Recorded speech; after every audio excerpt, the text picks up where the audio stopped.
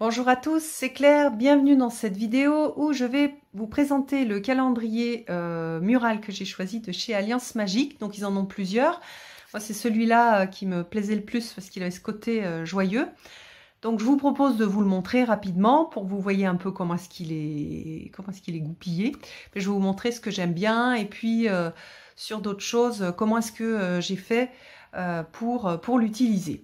Alors, donc celui-ci, c'est plutôt un calendrier, on va dire, esthétique graphique. Alors que l'année dernière, j'avais celui des sorcières où il y avait pas mal de choses sur, justement, sur des rituels, sur des liens avec des animaux, etc. Celui-là, il est beaucoup plus simple, mais il est plus lumineux, plus joyeux, et puis il y a ce côté de lien aux fées. Alors, ce sont des traductions en fait de calendrier de Lee Wheeling. Donc, parmi les calendriers qu'il y a, donc il y en a un sur les chats, il y en a un sur, donc à nouveau les sorcières, et il y en a un quatrième, et je me rappelle plus ce que c'est. Bon, vous pouvez aller voir sur leur site. Donc, l'artiste, c'est Emily Wigenschuh. Donc, ce sont des grands calendriers, et à chaque fois, donc quand on les ouvre, on a une jolie illustration, mais pas de texte. Et puis, on va avoir, c'est hyper mignon d'ailleurs, je vais vous montrer, on va avoir les jours avec des petites illustrations sur les côtés. Et puis, donc, on va avoir des choses assez simples. On a les phases de la lune, des fêtes, et puis voilà, éclipses, l'éclipse lunaire, des différentes petites fêtes, mais pas autant de choses que sur l'ancien. Et du coup, c'est beaucoup plus, c'est plus épuré. Donc voilà, après ça dépend un petit peu de ce qu'on a envie de faire. Alors, je sais qu'il y a des gens pour lesquels ça gêne de commencer le dimanche. Et moi, c'est vrai que j'avais l'habitude d'avoir des calendriers qui commençaient le lundi. Donc ce que j'ai fait pour mon ancien, j'ai pris un fluo et j'ai fait un trait ici et un trait ici. Et puis maintenant, je me suis bien habituée à avoir le dimanche au départ et puis à la fin le samedi. Je trouve que c'est pas mal aussi. Et finalement, voilà, on peut travailler de la même façon. Mais c'est vrai que quand j'avais pas mis les traits avant, je me suis trompée 2-3 fois quand j'ai écrit des choses à l'intérieur. Alors vous voyez qu'après on a, et ça j'aime bien aussi, dans ces calendriers, ils vont pas mal, ils vont plus loin en fait. Et donc on peut voir ce qui se profile aussi pour le mois d'après. Et puis donc on a aussi la constitution du mois précédent et du mois suivant. Donc voilà, alors pour janvier, on a une jolie petite fée sur une licorne. Pour février, j'adore. En plus, les illustrations du coup sont super grandes. Et elles sont hyper claires, nettes, et c'est hyper agréable. Donc voilà, là on va avoir février avec un roi et une reine fée. Voilà, on a le jour de la marmotte de février. Imbolc et la chandeleur. Donc on a quand même les fêtes païennes et les fêtes comme ici, la Saint-Valentin. Ils ont rajouté en fait des fêtes qui devaient, je pense, ne pas être dans le calendrier d'origine. Donc ils l'ont adapté au public alors français, je crois qu'il y a belge aussi. Peut-être bien, il y a les fêtes, je sais pas s'il y a des fêtes suisses différentes. Qu'est-ce qu'il y a je sais plus où est-ce que c'est expliqué.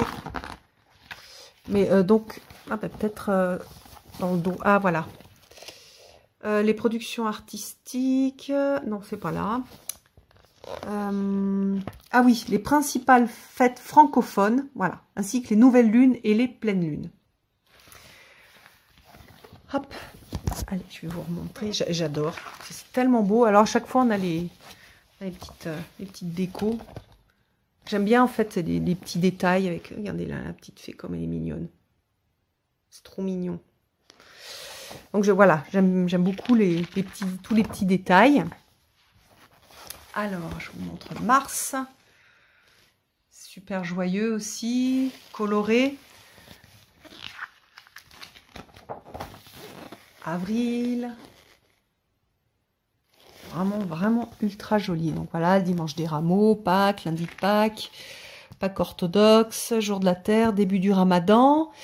Qu'est-ce qu'il y a d'autre? La Pâque juive. Ah, il y a vendredi saint en Suisse. Donc, vous voyez, il y a aussi des choses pour les Suisses. Ah, j'adore celle-ci. C'est vraiment hyper touchant. Alors, pour juin. Hihi. C'est beau aussi, hein. Avec les petits animaux. Donc, voilà, il est plein de délicatesse. Regardez là, juillet, comme c'est aussi magnifique. Donc voilà, on a les petits animaux, une libellule, une tortue, une petite fée sous une feuille. À nouveau, ce que j'aime bien, c'est vraiment, du coup là, on profite vraiment de la joie, du côté très... il y a un côté un peu enfant, hein. Je fais un petit peu plaisir à ma petite fille intérieure avec celui-ci. Mais voilà, il y a ce côté ultra lumineux.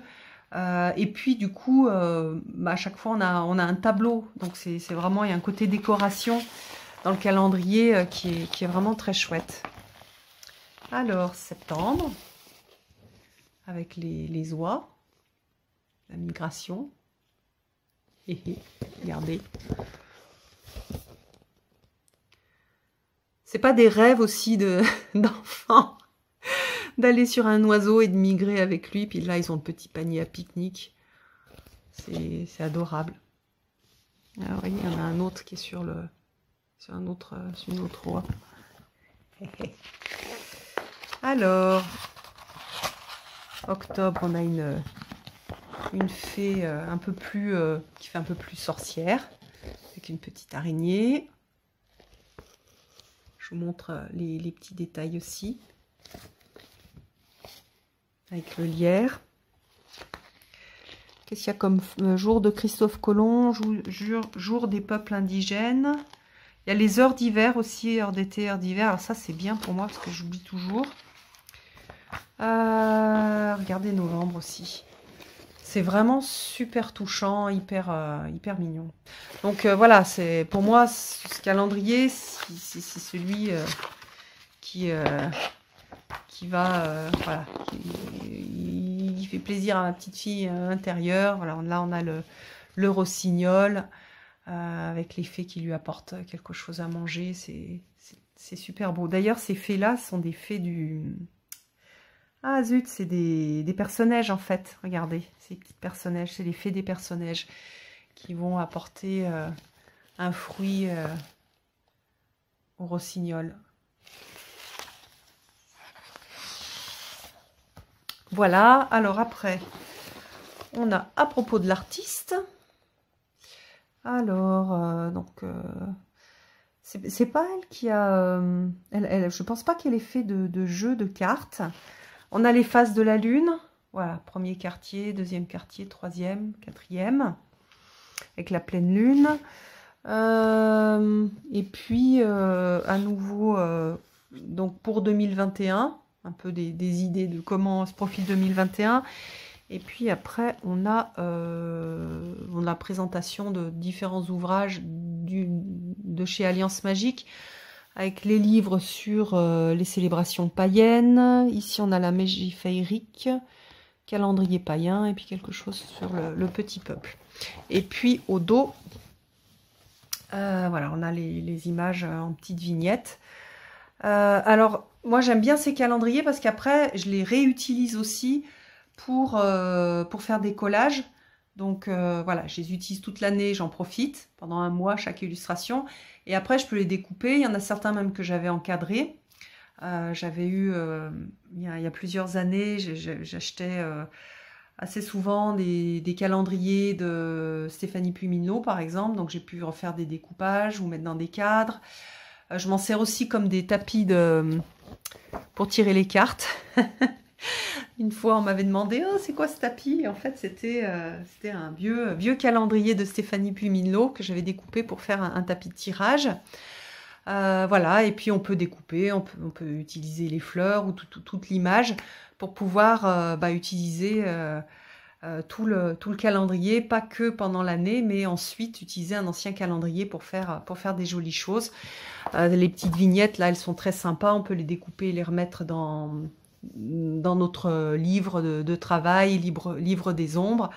On peut aussi les redécouper quand on fait les fêtes païennes, si on a envie d'écrire quelque chose ou qu'on fait un tirage. On peut voilà remettre la petite vignette avec en mettant, par exemple celle-ci pour février, c'est mon tirage pour février. Donc je découpe la petite vignette, je la colle, je mets février et puis je vais mettre une photo de mon tirage par exemple avec mon interprétation. Donc on a aussi, voilà, c'est quelque chose, c'est pas juste un calendrier pour l'année, c'est aussi pour moi des ressources pour après faire des activités manuelles. Voilà, j'espère que ça vous a plu, que ça vous a fait rêver. Et puis, je vous donne rendez-vous pour une prochaine vidéo. À bientôt!